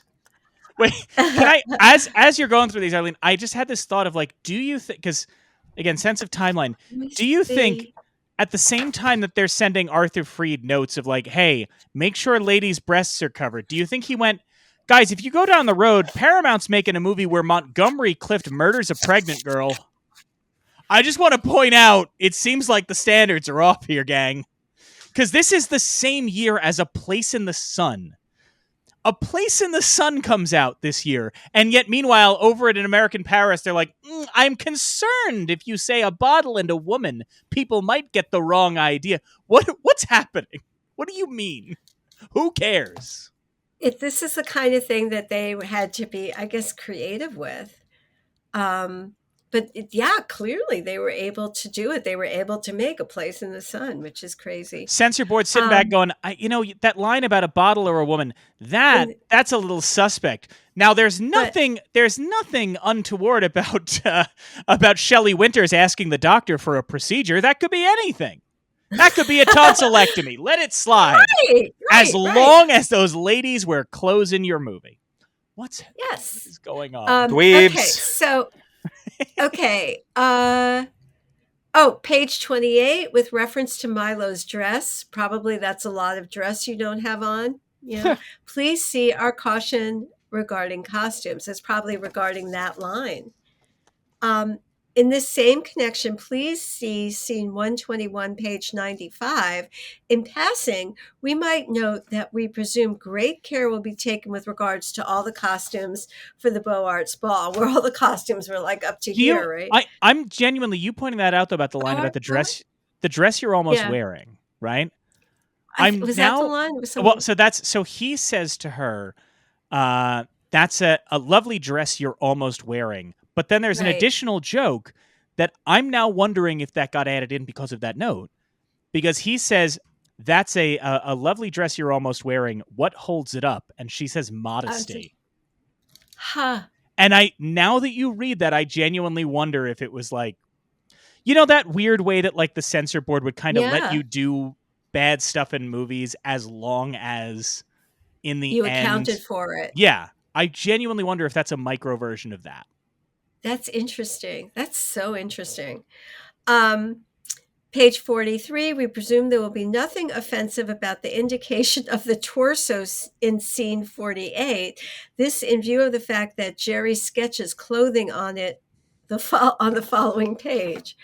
Page 72, the fade out on this page must be handled in such a way as to completely avoid any suggestion of a sex affair. As it reads at present, there seems to be no effort to make this point in the script, but you will realize that this kind of fade out needs to be handled carefully in the actual shooting to avoid difficulty. We presume that the statues and figures will not be of nudes. So I guess this must be of the ballet. I like that note too of, listen, there's nothing in the script to suggest it's sexual, but in case the cinematographer is a pervert, like what an insane note. It's like, listen, we understand nothing about what you wrote is sexual, but on the off chance somebody else makes it sexual, can you make sure they don't? What? Okay, page 75, we ask that the word dirty be simply eliminated from Adam's speech. Oh, this is interesting. This is probably the scene I just read that got cut. Page 103. Milo's line, besides, I like to struggle with struggling artists, seems highly questionable in the circumstances, and we ask that it be revised or simply eliminated, and they did revise it. Wait, let's look and see how they revised it. They revised it to say, I like to help struggling artists. I like to feel like I'm giving of myself. So they did revise it. They changed that. Yep. I mean, in fairness, at least in that one note, they are saying that a suggestive line is suggestive. The bar is set pretty low after this part isn't sexual, but just make sure it isn't. So at least, at least in that one, they clocked something that was actually sexual. Credit where credit is due, I guess. Oh, listen to this. French Indochina, which is now Vietnam, censors have banned American in Paris because, quote, it depicts friendly, amoral, Franco-American relations and glorifies France. So, okay. Wait, so the film, all right. Okay, well, I mean, I'm not totally sure they could have edited the France out of this movie. So, I mean, well, I understand the problem. In Vietnam. I understand being anti-French, so that's all. I get that. I get where they're coming from. That's all I'm saying. So okay. This is so. It says we will be happy to read changes which overcome the various items set forth above and give you our further opinion regarding them. In the meantime, you realize, of course, their final judgment will be based on the finished picture. Another letter dated January 19th, 1950, reports that the revised script now seems basically accepted under the production code. And then by April 27th, 6, 1951. The picture has been screened and approved by the Production Code Administration, but banned in Indochina. There you have it. Well, I'll just say this. I think, sure, America couldn't export An American in Paris to Vietnam in the 1950s, and thankfully we definitely didn't ship anything else there in the 1950s that came back to bite us in the ass later. It's fine. Definitely, everything was fine. Our relations with quote-unquote Indochina, smooth sailing after that point. After that, yeah. I mean, that was just one little bump in the road, and after that, it was great. Again, one of our go-to things on this podcast. Great work, Alan Dulles. Real no notes. Unlike the Hayes department with the script of An American in Paris, I just got to say, no notes. No notes, Dulles. No notes. Okay, so the other thing is, so this, in terms of what Ira Gershwin rewrote, per discussion with Saul Chaplin, who has been working with Ira Gershwin, and through telephone conversation with Mr. Edens, who I guess was the dance director. Anyway, I think he was also a vocal coach at MGM. The following numbers are tentatively set by Strauss. This will be a production number with changed lyrics by Ira Gershwin. Swonderful with changed lyrics by Ira Gershwin. We will also do a French version with lyrics being written by Ira Gershwin. I Got Rhythm. Again, we will do a French version, which I guess they never used. Love Is Here to Stay, but Not for Me. Love Walked In. Tra La La. For this number, we will have a complete new lyric by Ira Gershwin. I'll Build a Stairway to Paradise. This will be a production number with a lyric changed in the verse by Ira Gershwin. In addition to the above, we will use, quote, Somebody Loves Me as an instrumental number. So they didn't use all of them. Yeah. I also don't know if it would be really interesting to listen to a version of Swonderful pre-American in Paris and in American in Paris and see what was different. Yeah. I will also say with Swonderful, because I don't know when I get to bring this up, and as we're winding down, I want to note this. Swonderful is, I alluded before we started recording, Arlene, to Gene Kelly's appearance on The Muppet Show. And you said you hadn't seen it. Tom, did you ever see the Gene Kelly episode of The Muppet Show? I have not, no. Okay, you'll be a pig in slop when you get around to it. Don't worry, it's wonderful. But one of the running bits on the show is that everybody wants Gene Kelly to do Singin' in the Rain, but they're afraid to ask him, right? And so the way the episode ends is it's Gene Kelly walking with Kermit and Gene going, Kermit, I got to tell you, you never asked me to do Singin' in the Rain. Thank you. Like, oh, no problem, Gene. Yeah, everybody asks me to do Singin' in the Rain. And when the picture came out, I did it all the time, and it became less special. And as he's walking, Rolf is sitting at the piano, and he's playing the da-da-da-da-da-da-da-da-da. And so Gene walks over, and Rolf goes, oh, Gene, doesn't this make you want to sing a song? And so Gene goes, it does. And it starts with it's wonderful. It's marvelous. And Gene proceeds to do like 3 other songs that all fit the piano chords of Singin' in the Rain before he does ultimately do Singin' in the Rain. Oh, I have to see that. Yeah, look it up. I think the full episode's probably on Disney Plus, but you can find the clip on YouTube. Or just go to the Museum of the Moving Image. They're playing them all the time. But yes, Gene, so the first one he does is wonderful, and he sings it to Ralph, and then I think the next one is Miss Piggy walks in and he sings You Were Meant for Me. It's really great. But now another thing I wanted to note, as I said before we wind down, I've plenty of notes, but we talked a great deal. I want to note as a weird little bit of trivia. Were either of you aware that this movie has 2 different superhero connections? Superhero connections? Correct. Lois Lane is in this movie. Oh yeah, there's the ingenue that he snaps at. Yeah. So, Tom, you remember the young girl who walks up and starts criticizing his paintings? Yeah. Right, where we get some of the great lines where he's just mean to graduate students, which, bravo. Good for, yeah, year 3, yeah. That is Noelle Neal, who was Lois Lane in the Superman serials, and then on the TV show The Adventures of Superman. There's another one, though, which is, so you remember the woman in the perfume shop? Yeah. Oh yeah. Okay. Yeah. That's Madge Blake, who is Dick Grayson's Aunt Harriet Cooper on the Adam West Batman. Oh my God. So there is a Batman and a Superman connection in An American in Paris. Isn't that nuts? That's cool. Right? Man, those goddamn capes, they're everywhere, man. We can't escape them. But yeah, yeah. And she looked exactly the same. Yeah. And she was like that woman, like there are some actors who were always old. Yeah. And they never got older, but they were never younger. And that actress in the perfume shop, because she, like, how much, it was like, what, 10 years later, she was. And she was also on Leave It to Beaver. And did she look the same?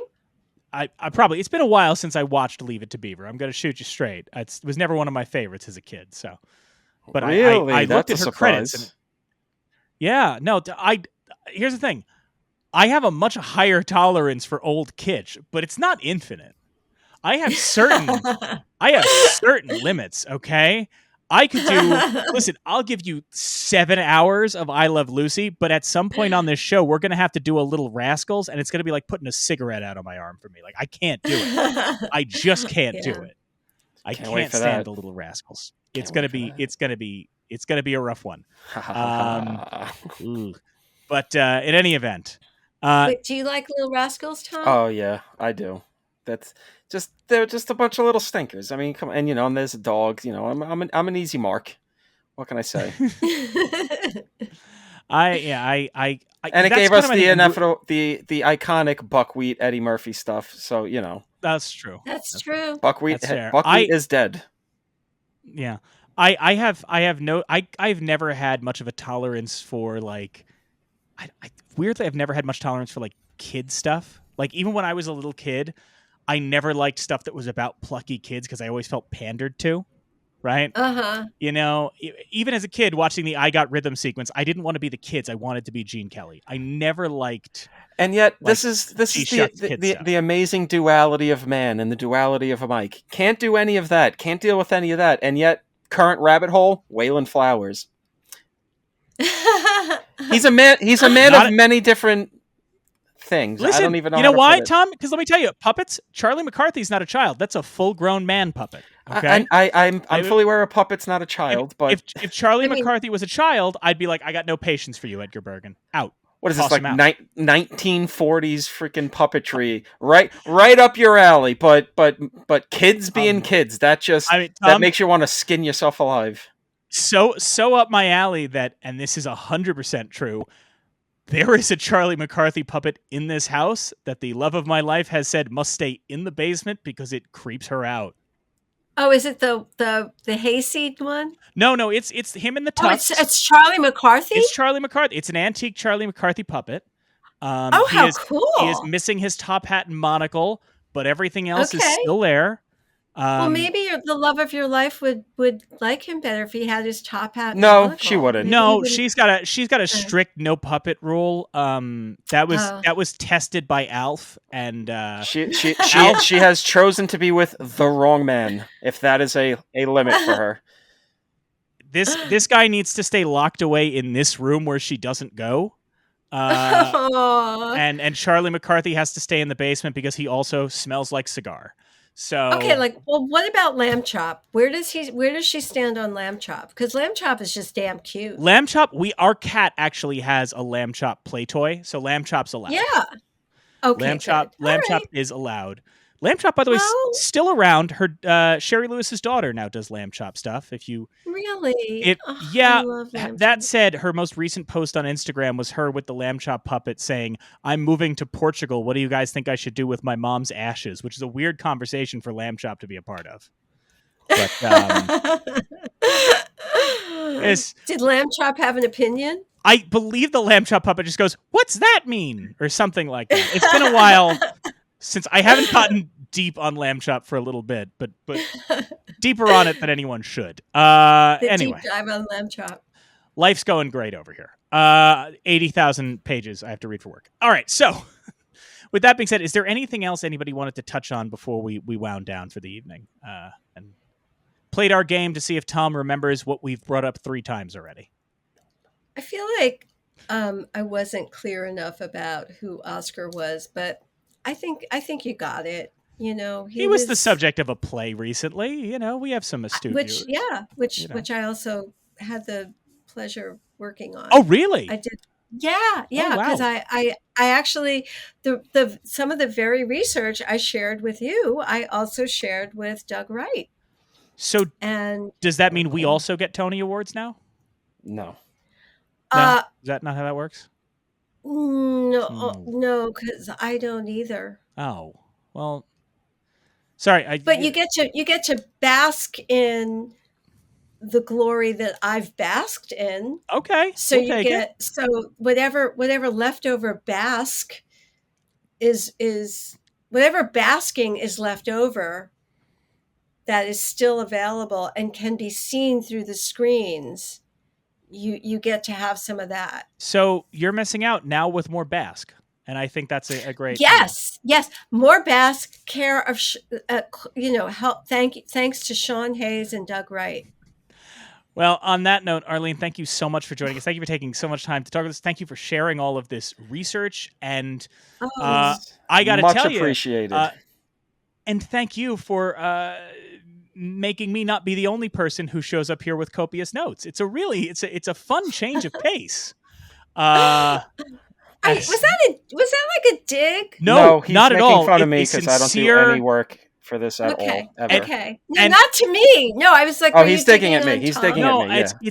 It's not even a dig at Tom. It's just the fact that I am so known for. Tom has referred to me as, in his politest terms, a little homework boy. But I have to say that is, like as somebody who is playing the role here of both marriage counselor and mom, that is a good quality. That is something that is nerd.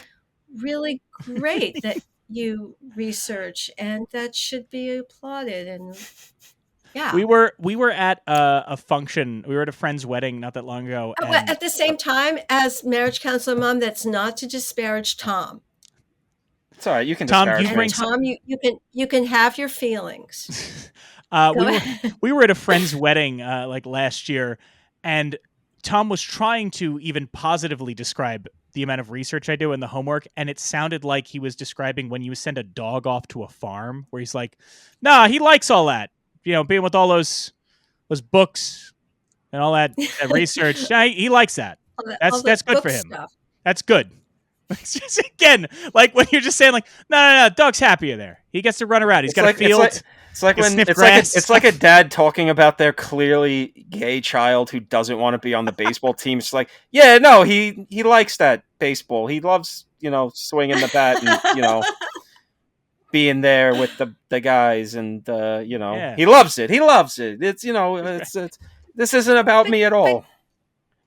Can I just say, as the marriage counselor, but it's the two of you, what you bring together that's really wonderful is that Mike is doing all this research, and Tom, you're so experiential and just allowing these films to be part of what you experience and what you take in. And I think it's the combination of the two of you that's really quite wonderful. You've given him new words to deploy to get out of doing work now. I hope you know that. When we're like, "Hey, Tom, just, show up sober for this recording," he'll just go, "I'm being experiential." I'm living in the What moment, experience baby. you live like. I'm living You in the wouldn't moment, understand. You wouldn't understand. Hey, listen, This you're is just- a Gershwin number, and I'm jazz. Okay, so deal with it. Wait. Jazz. Gershwin was jazz. Well, I'm talking more about the guys in the dingy clubs, just kind of like You're talking like Oh, freewheeling. yeah, Miles Herbie. Davis Like you're freeform. Yeah. talk. Yeah, You're like, Yeah. oh, he's like, okay. yeah. All right. He's a bit more Thelonious Monk, and I'm more like Dave Brubeck. And by that I mean I'm uptight and wear get it. glasses, and Tom is usually drunk and holding a firearm. So that's typically how we. I function. don't hold firearms. I hold stabby weapons. No, I know. I'm talking about. Do you remember that? It's in the Registry now. Like 2 years ago, the Thelonious Monk documentary where he just randomly starts carrying a shotgun and aiming it at the filmer. It's nuts. My kind of guy. Wow. Oh no, I'm sorry, not Thelonious Monk. Charlie Mingus. It's Charlie Mingus with the gun. Right? Mingus. It's Mingus. Mingus. It's That's right. Mingus who's wandering around his apartment with a rifle, just My hitting kinda- instruments. My kind of What an guy. insane film that is. And on that note, Arlene, thank you so much for joining us. Thank you. We loved having you. We'd love to have you back on in future seasons if we haven't frightened you off. But I had such a good time. I hope I didn't talk too long. Or No, go too long. please. Actually, it's funny you say that. Arlene, God? tell them which next episode or next. Yeah, it's God. It's me. Tell them Hi, it's Kyle. me. Hi. Hi. Tell them what episode or what movie you've called dibs on in 5 Oh, years. Woman of the Year, because that's when I actually talked to Ring Lardner Jr. Oh about yeah, absolutely. That's and that's a couple I can seasons give from you now, the right? I can give you the interview. I actually have the original ending. Yeah. Okay, Kyle, put it on the spreadsheet. Just put it on the Boom, spreadsheet. done. We'll see you in 2030. Oh my god. When my daughter will be graduated from college, I'll actually be able to think of something other than getting my daughter through college. Well, I mean, this is the opportunity. I was going to say now, if you have anything you want to plug, let the folks know about it. I mean, if you want to just plug going to college, you're welcome to do that too, I guess. But do you have anything you want to plug? Let the folks know what to check out. Okay, I will plug whatever I like to plug. Dramatist Play Service Plays. Broadway Licensing Global is the parent company. And Dramatist Play Service Plays, Play Scripts Plays, Global Licensing Global Musicals. Just an amazing company, incredible plays to read, to perform. And we have Dramatist Play Service has been around since the 1930s, started in part with the Dramatist Guild and with people like George Kaufman, and he's in our library, Moss Hart, and then modern playwrights that, whose names escape me right now. But go see John Proctor's The Villain. We are publishing Oh, Mary currently on Broadway. That's an easy one to get tickets to, I've heard. That's super. Oh, really easy and inexpensive too. Yeah, I have never once cursed at my computer trying to get tickets to that show. Not once. And definitely not several times. With several different people playing the lead. Yeah, no. And you know what? It's not worth it because it's not like a brilliantly fun evening, which will just have you laughing every minute of the moment, every minute you're sitting in the theater. But yeah, Oh, Mary's available for pre-order, as is Left on 10th, as is Just for Us by Alex Edelman. We've got a lot of great titles. Well, and Kyle will license them to you. Well, Arlene, thank you so much for joining us. Thank you. We look forward to having you back on the program. But everybody else, stick around. We'll be right back with our picks for the National Film Registry. The National Film Registry isn't some fixed object, frozen in time. It's always growing, adding new titles every year. These annual selections are made by the National Film Preservation Board, with members like Martin Scorsese, Alfre Woodard, and Leonard Maltin, and representatives from organizations like the Academy, the DGA, and the AFI coming together to debate and decide. But they don't just pull titles out of thin air. They pull from the public, people like you and us, who can submit their nominations for the registry in a form on the Library of Congress's website. What we do, at the end of each episode, is have Mike and Tom pick films not yet in the registry that they feel should be, inspired by that day's topic. At the end of each season, those films will be formally submitted to the National Film Registry for consideration, on behalf of You're Missing Out. Here are today's picks. Okay, so when I rewatched this one and I had to start thinking about what I was going to pair with it, a few movies came into my head, but one really kind of stood out from the pack, and it was mainly because I was thinking about the idea of what the narrative is essentially about an American expat going to a foreign land, going to Europe, and falling in love with a Parisian woman, and just that basic narrative and the ways that Minnelli runs with it and the way this other filmmaker runs with it in a very different way, but in maybe an even more profound and emotionally affecting way. It's a filmmaker that I think needs to be represented a lot in the registry as time goes on, being one of the dominant forces of his era.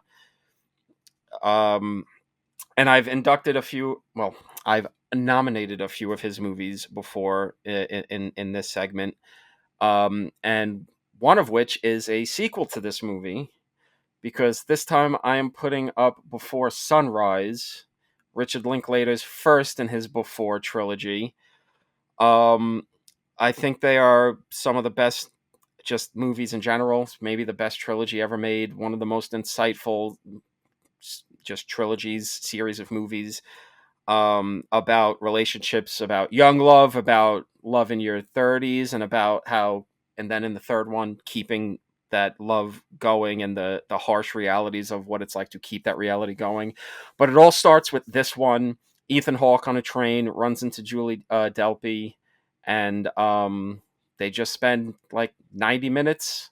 This one's not real time. Before Sunset is the real time one, but this one, just 90 minutes, one night, as these two just get to know each other, clearly fall in love, and circumstances keep them apart. At least, for now, at the time of the movie's release, we didn't know what was going to happen. And just, yeah, I think it's in its different way from this movie. This one is so just down to earth. It's not a musical. It's very dialogue driven, but I think no less impactful in its way in terms of independent cinema, love story cinema.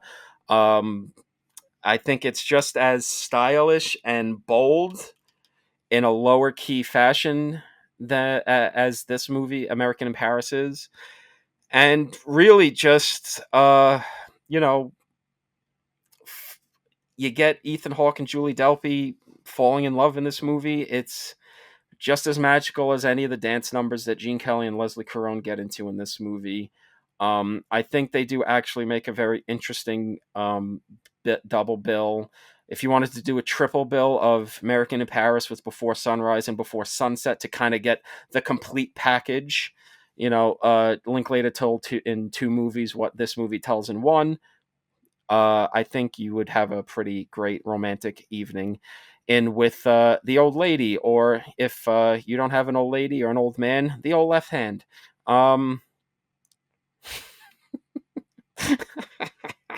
But for real, I think Linklater is one of the most important filmmakers of the 90s of independent cinema. And I think this is actually a pretty good companion piece to An American in Paris. So yeah, I'm putting up Before Sunrise, and I'm sure at some point I'll find something for Before Midnight. But for now, I have put two of the three up for nominations. Before Sunrise, great picture. So one of the things that we touched on in our discussion, and I didn't really get into the weeds of the fact that obviously the genesis of this film, An American in Paris, is adapting or starting to adapt the George Gershwin 18-minute symphonic poem or tone poem, An American in Paris. It's kind of taking this song without lyrics that tells a story and kind of bringing that story to life, right? And defining that story, right? Adding greater context to the story that tells. And there's an example I cited. There's an example I cited in our episode when I kept referring to Across the Universe, the Julie Taymor film. But, that's not the only example of using popular music to tell a new story. It's not even the only example of using the Beatles' popular music to tell a new story. In a similar vein to listening to George Gershwin's tone poem, An American in Paris, and finding this story of painter Gene Kelly and his benefactor and the woman he loves. Similarly, in 1968, animator George Dunning was given a bunch of money to adapt a different story about how in the town where I was born lived a man who sailed to sea, and he told us of his life in the land of submarines. That's right, I'm talking about 1968's Yellow Submarine. In a similar fashion to the way that An American in Paris weaves all of these great George Gershwin songs into this narrative, similarly, the landmark animated film Yellow Submarine, a movie that really drove forward what animation could be in the way that we viewed it, very influenced by the art style of Peter Max, takes a lot of these Beatles songs that, I mean, it's 1968. We wouldn't call them canonical classics yet, but they were well on their way, and weaves them into this very fun and very imaginative animated story that, if I try to explain the plot, just sounds like utter nonsense. But it's a delightful work, and it's an important work. And we talked about American in Paris being kind of a proto music video. Yellow Submarine is certainly that. The way that it brings these numbers to life, be it Nowhere Man or Eleanor Rigby, probably that best sequence film is the Eleanor Rigby sequence, or even the cut Hey Bulldog, they all just come alive so well. And the other connective through line is Tom mentioned desperately wanting a 4K of An American in Paris. My God, I want Yellow Submarine in the highest quality you can get it at all times, because that will just melt your brain. There's not a lot of ways to represent the Beatles in the National Film Registry. I mean, they're in the recording registry, but they had a prolific film career for a brief period of time, not always with them in it. There's the Beatles animated TV show that is now lost to time, basically. But if you're going to do it, and something like Hard Day's Night is strictly a British film, I think the best way to represent that and to represent the Beatles in pop culture is to go with 1968's Yellow Submarine. So that is my nomination, the National Film Registry. Next week, Ryan Luis Rodriguez joins us back on the show to talk about Touch of Evil. And so I first experienced this as the reconstructed version. And it was this sweaty, inescapable nightmare that just permeated my imagination. You're Missing Out is a production of Neon Night Media. It's hosted by Mike Natale and Tom Lorenzo. The show is produced by Kyle Lampar and edited by Mike Natale and Kyle Lampar. More information about our hosts and guests are in the show notes. Thank you to Amanda Rush for our social media, and all of you for checking us out. If you're listening right now or want to take the show on the go, every episode is available as an audio podcast. Follow You're Missing Out on Spotify, Apple Podcasts, or wherever you get your podcasts. If you like what you hear, please leave a review and a rating. It helps folks find the show. Want to watch the show or watch some of the films along with us? Great, that's why we're doing this. Don't leave us alone out here.